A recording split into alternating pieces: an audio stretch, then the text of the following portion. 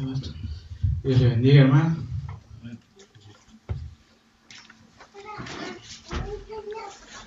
Bueno, como todos ustedes saben, hola Rocío, de acá a una semana estamos en Navidad, ¿no es cierto?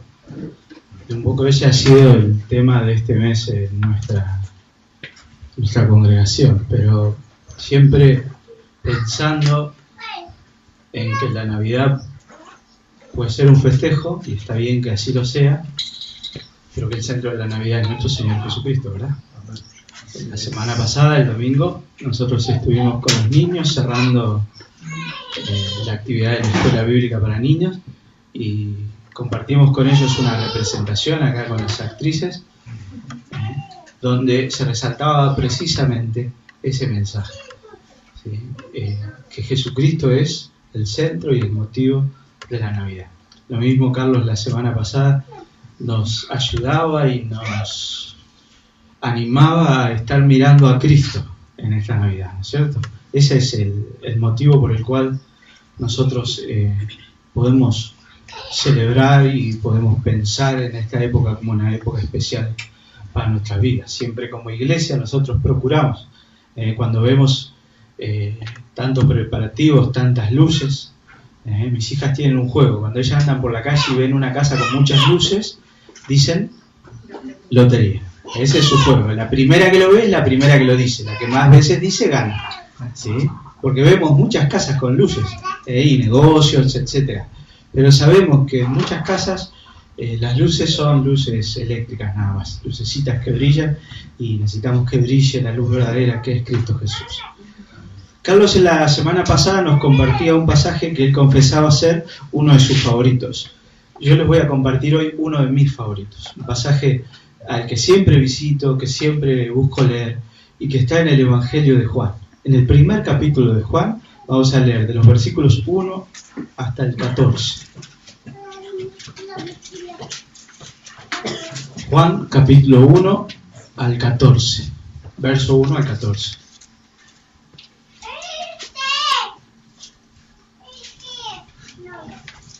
¿Me encontraron? ¿Sí? ¿Encontraste, Felipe? Yo trajo mi Biblia. Trajiste tu Biblia, claro, te hay que buscarlo. ¿Leo? Seguramente todos lo han leído y lo han leído muchas veces. Es un pasaje complejo, es un pasaje que el primer versículo nomás da como para escribir 3 o 4 bibliotecas. Ha sido muy discutido a lo largo de estos 2000 años de cristianismo. Me gustaría mirarlo hoy desde esta óptica, desde la óptica de que estamos en Navidad y qué nos dice en esta Navidad de este pasaje de la Escritura. Juan, capítulo 1, versículo 1. Leo. En el principio era el Verbo, y el Verbo era con Dios, y el Verbo era Dios. Este era en el principio con Dios.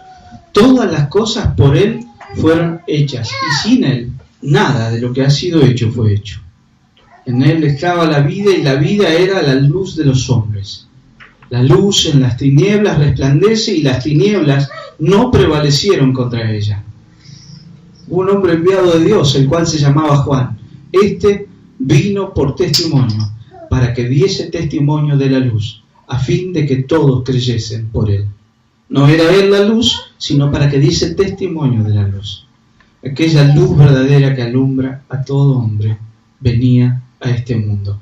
En el mundo estaba, y el mundo por él fue hecho, pero el mundo no le conoció. A lo suyo vino, y los suyos no lo recibieron. Mas a todos los que le recibieron, a los que creen en su nombre, les dio potestad de ser hechos hijos de Dios, los cuales no son engendrados de sangre, ni de voluntad de carne, ni de voluntad de varón, sino de Dios.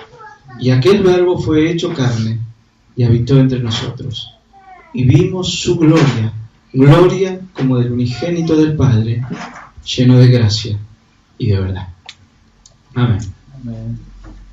¿Lo conocían este pasaje? Sí. Yo también. Vos lo conocías. Perfecto. Este es el comienzo del cuarto evangelio, del evangelio de Juan. Y nos habla, aunque no diga nunca y aunque no lo mencione, nos está hablando de la Navidad. Nos está hablando del momento en el que Cristo vino a esta tierra.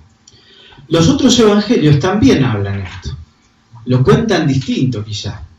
Algunos de los evangelistas se remonta al momento en el que el Señor anuncia a María el nacimiento de Cristo. Otros hablan del nacimiento de Cristo. Hay dos evangelios que comienzan con la genealogía de Cristo. Uno lo remonta hasta nuestro padre Abraham, el padre de la fe, y otro lo remonta hasta Adán, la genealogía de Cristo. ¿Sí? Pero Juan nos ofrece una óptica distinta y nos sitúa en quién es Cristo. Hoy quisiera hablar y compartir con ustedes y que nosotros podamos mirar a quién es este Cristo que está naciendo esa Navidad. Hace 2000 y pico de años, en esa pequeña ciudad humilde de Belén, nacía un niño. Pero ese niño que nace no es cualquier niño. Es el Hijo de Dios que se hizo carne. Y esto es de lo que está hablando el apóstol Juan. Y él nos remonta ya en el primer versículo, con esa frase: en el principio era el verbo, y el verbo era con Dios, y el verbo era Dios. ¿Quién es el verbo? ¿De quién está hablando cuando habla del verbo? De Jesús.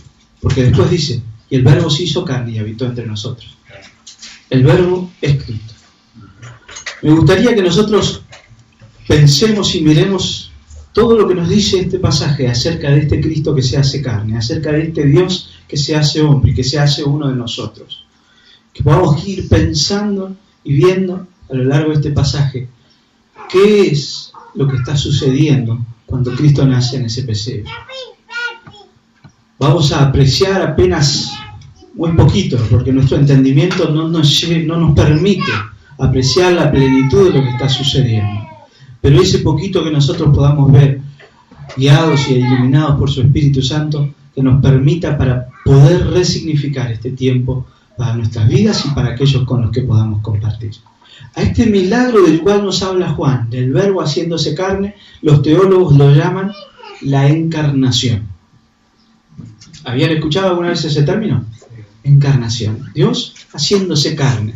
La palabra carne en este pasaje en particular no se usa como la usa Pablo en el libro de los Romanos, como un sinónimo de nuestra naturaleza pecaminosa. Acá habla de cuerpo físico. Jesús tomó un cuerpo físico, se hizo cuerpo, se hizo carne.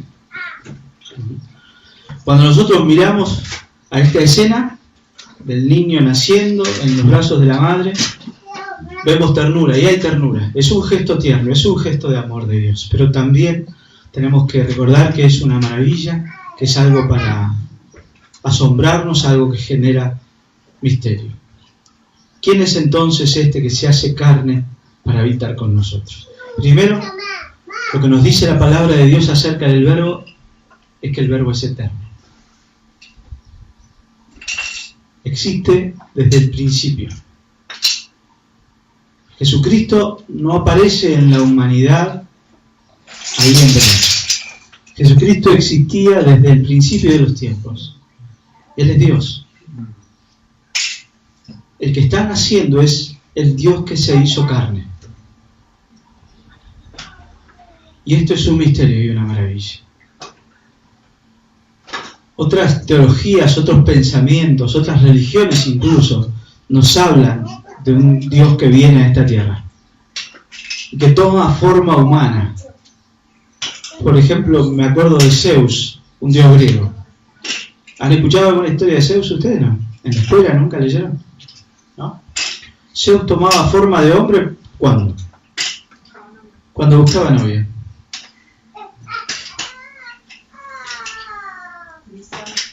Pero este Dios que se hace hombre por amor a nosotros. Y es un Dios que existe desde la eternidad, un Dios que no tiene origen.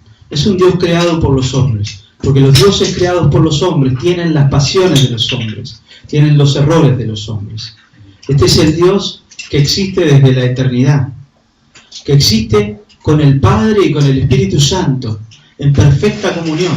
Por eso dice: en el principio era el verbo, eternamente. El verbo era con Dios, en comunión con el Padre, en comunión con el Espíritu. Y el verbo era Dios. El verbo es Dios. Jesucristo es Dios. y es un Dios eterno. Esta idea no ha sido plenamente creída o adoptada por mucha gente, incluso algunos que se dicen cristianos. Tenemos algunas sectas, por ejemplo, que dicen que Cristo es un ángel que tomó cuerpo humano. Por ejemplo, los testigos de Jehová creen esto, los adventistas creen esto. En los primeros siglos del cristianismo hubo gente, algunos que decían, Dios es Dios y cuando vino a la tierra siguió siendo Dios, y los que vieron su cuerpo en realidad lo que estaban viendo era una ilusión. Les parecía que era un cuerpo, era una especie de holograma, no era un cuerpo real. Otros hablaban de que Jesús había nacido como un hombre común y corriente, pero que en el momento del bautismo, sostienen esta gente, Dios le dio algo especial, Dios lo llamó en forma especial. Pero la palabra nos dice que el verbo existe y es desde el principio. En el principio era el verbo. Y nos dice que este Dios que existe desde la eternidad vino a esta tierra y se hizo completamente hombre. Por eso Él tuvo hambre, aunque era el pan de vida. Él tuvo sed, aunque era el agua de vida. Él se cansó. Él tuvo sueño y se durmió. Cuando le pegaron los latigazos en su espalda, le dolió realmente. Él fue perfectamente hombre. Él es perfectamente hombre. Y Él es también perfectamente Dios. Él es eterno. Él es desde el principio. Ese Dios, el Dios que es eterno, es el que se está haciendo carne esa Navidad. Dos. El Dios que se hace carne es el Dios creador. Dice el versículo 3. Todas las cosas por Él fueron hechas, y sin Él nada de lo que ha sido hecho fue hecho. El Dios que se hace carne, el Dios que se hace uno de nosotros, es el Dios que nos hizo a nosotros, que nos formó, el Dios que hizo todo lo que es y existe, el Dios del cual depende todo lo que es y existe. Sin Él, sin su sustento, nada existiría. El mundo entero, el universo, aunque lo niegue, aunque no lo sepa, depende de Él. La palabra de Dios nos dice que ni siquiera un pájaro cae al cielo sin que Dios lo sepa y lo permita. En estos días estuvimos aprendiendo acerca de la soberanía de Dios. Dios es un Dios creador y soberano. Un Dios que está en control de todo lo que Él hace. Toda la creación, nosotros mismos, dependemos de Dios. Y Él decide nacer y hacerse uno de nosotros. El que creó todo. Él, sin el cual nada existiría, nada sería. Él decide venir y hacerse uno de nosotros. Él es nuestro creador. El que nace, el que se hace carne, vino para dar vida.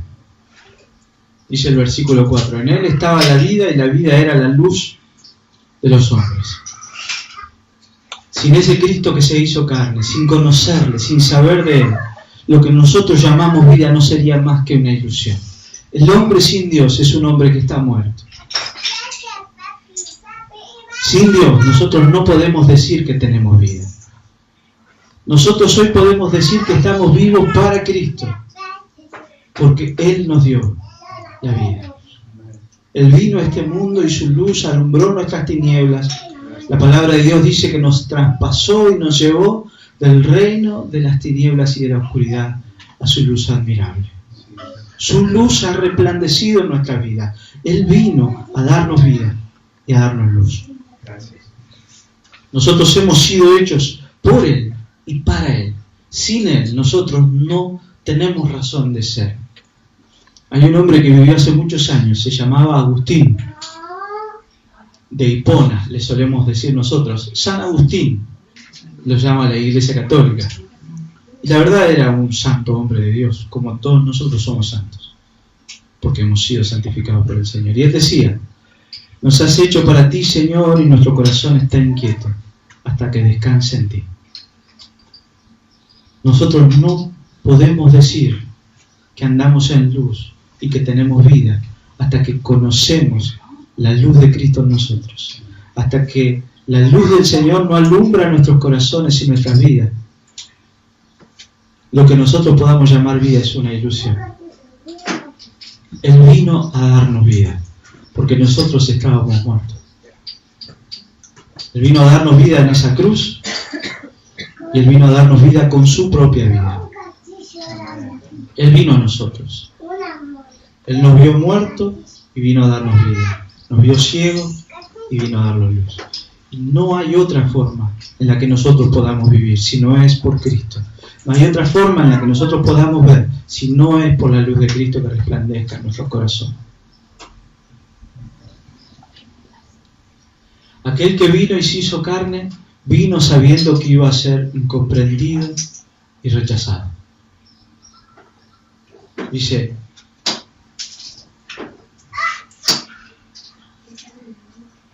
en el mundo estaba y el mundo por él fue hecho, pero el mundo no le conoció. A lo suyo vino y los suyos no lo recibieron. Probablemente Juan hace una referencia bien explícita aquí a Israel. Jesús nació como parte de un pueblo, el pueblo escogido de Dios. Pero también en nuestro mundo, en aquellos que no somos judíos, también hoy Él sigue sufriendo rechazo. Y Él sabía que iba a ser rechazado.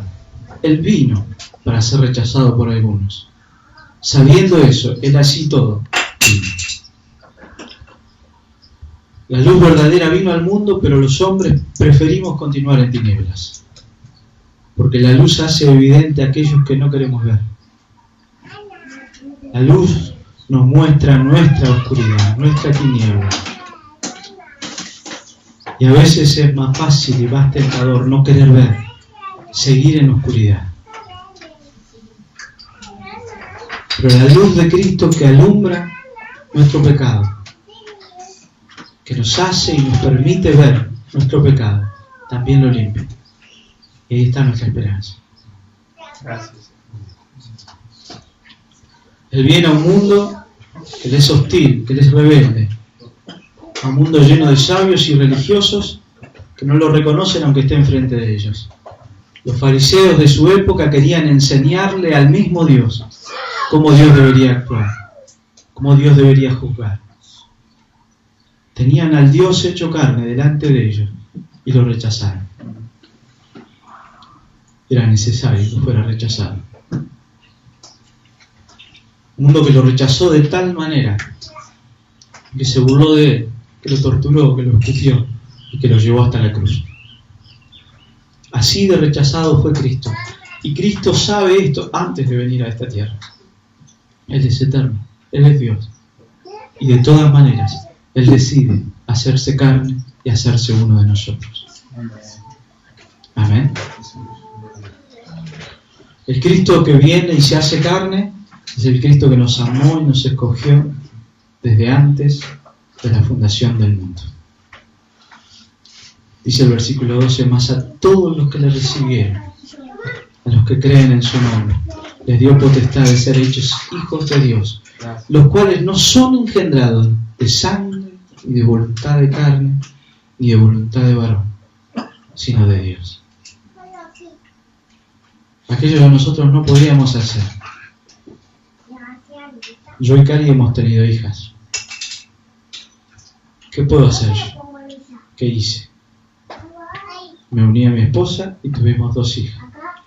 Le dimos nuestro apellido, les enseñamos un montón de cosas. Pero no podemos hacerlas nacer de nuevo. No podemos nosotros siquiera elegir nacer de nuevo. No es nuestra voluntad la que puede lograr eso, porque estamos muertos. Él vino a darnos vida. Y Él, por su amor y su espíritu en nosotros, hizo que nuestros corazones, nuestras mentes y nuestros oídos se abrieran al Evangelio y pudiéramos nacer de nuevo. El Cristo que viene y se hace carne es un Cristo que nos conoce desde antes de fundar el mundo. Cuando la palabra de Dios dice en Génesis, en el principio Creó Dios los cielos y la tierra estaba desordenada y vacía. Antes de eso el Señor nos conocía por nombre. Nos había elegido y nos había amado y había decidido Él venir a este mundo, hacerse uno de nosotros y morir en la cruz por cada uno de nosotros. Desde antes de la fundación del mundo. Desde antes que yo cometiera mi primer pecado, Dios ya me amaba, Dios ya me conocía. Dios ya tenía escrito mi nombre en el libro de la vida. Y esto es glorioso. Es Dios el que se hace carne. Es Dios el que viene a morar entre nosotros.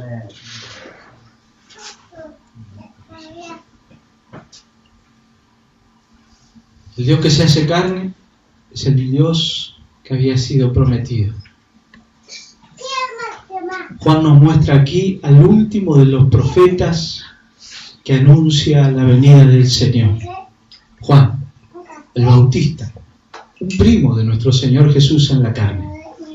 Él comenzó a predicar en el desierto: arrepiéntanse porque el reino de los cielos está cercano. Él es el último en una larga lista de hombres. Desde Moisés, cuando escribió el Génesis y dijo que la serpiente algún día iba a ser aplastada, palabra que se cumple en Cristo. Isaías, Jeremías. La palabra de Dios nos dice que ellos vieron esto que nosotros hoy conocemos, que Dios se hizo carne. Lo saludaron y lo esperaron, lo anunciaron. Esta fue la esperanza de Israel durante muchos años. Y en Cristo se cumple. Toda la profecía del Antiguo Testamento encuentra su cumplimiento en la persona del Verbo encarnado de Dios. Dios había prometido: yo voy a poner mi ley en sus corazones. Yo voy a hacer de ustedes un pueblo santo. Ustedes van a ser mi pueblo. Yo los voy a comprar para mí. Los voy a hacer libres. Y esa promesa se cumple en Cristo. El Cristo que se hace carne es el que nos amó y nos escogió antes de la fundación del mundo. Es el Cristo que se humilló por amor. Dice el versículo 14: y aquel Verbo fue hecho carne y habitó entre nosotros.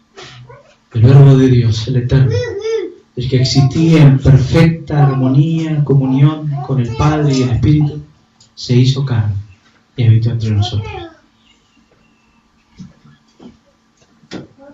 Pablo lo expresa un poco distinto y dice que nosotros tenemos que mirar a Jesús, el cual no consideró ser Dios como algo a lo que aferrarse, sino que se hizo siervo, obediente, hasta la muerte y muerte de cruz, por amor a nosotros. Él vino a vivir entre nosotros. Él vino a experimentar nuestro dolor. Él vino a experimentar incluso nuestra tentación. Cuando nosotros vamos a los pies del Señor y le hablamos de nuestro dolor, la palabra de Dios nos dice que no tenemos un sumo sacerdote que no pueda compadecerse de nosotros, porque Él mismo experimentó el dolor. Él experimentó la soledad. Él experimentó la tentación. Él vino y moró entre nosotros. Cuando la palabra de Dios dice que Él habitó entre nosotros, nos habla de que Él se hizo plenamente hombre, con todo lo que eso implica.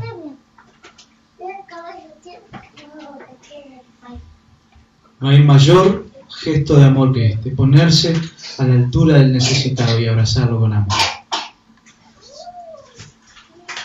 Nosotros nos sorprendemos a veces cuando una persona muy encumbrada, muy importante, se mezcla con el croterío, digamos. ¿Cierto? Karina siempre cuenta que hace un tiempo fuimos a una reunión y había un pastor que era súper conocido y cuando quisimos acordar apareció de atrás, pidió permiso para sentarse. Y es un hombre. al teléfono 50. Nosotros estamos acostumbrados a ver a personas que les gusta creerse superiores a los demás. Y ellos se lo creen cuando no lo son. Nuestro Dios es Dios. Y se hizo hombre. Él se humilló hasta lo sumo por amor a nosotros. Ese es el verbo que se hace carne. El niño que nace en ese pesebre nace para morir. Y lo sabe. Y viene. Y se hace carne. El verbo que se encarna, el verbo de Dios, vino para revelarnos al Padre. Dice Juan, y vimos su gloria, gloria como del unigénito del Padre, lleno de gracia y de verdad. Jesús dijo, nadie viene al Padre sino por mí. Yo soy el camino y la verdad y la vida. No hay otra forma en la que nosotros podamos conocer a Dios, sino en la persona de Cristo. Ese Dios que para nosotros es inaccesible, ese Dios que es tan trascendente a la humanidad, que es tan lejano, que es tan distinto a nosotros, se hizo cercano en la persona de Cristo. Él se hizo uno de nosotros, Él se hizo hombre para que nosotros podamos conocerlo. Nosotros vemos en Cristo a Dios, al Dios que nos hizo, al Dios que existe desde la eternidad, al Dios que es amor, al Dios que es luz. Lo vemos en la persona de Cristo, quien es nuestro Señor. Y ese Señor da su vida para que nosotros podamos ser ahora parte de su familia. Para que nosotros ahora podamos decir y saber que somos hijos de Dios. A los que creyeron en Él, les fue dada potestad de ser hechos hijos de Dios. Para eso vino Jesús.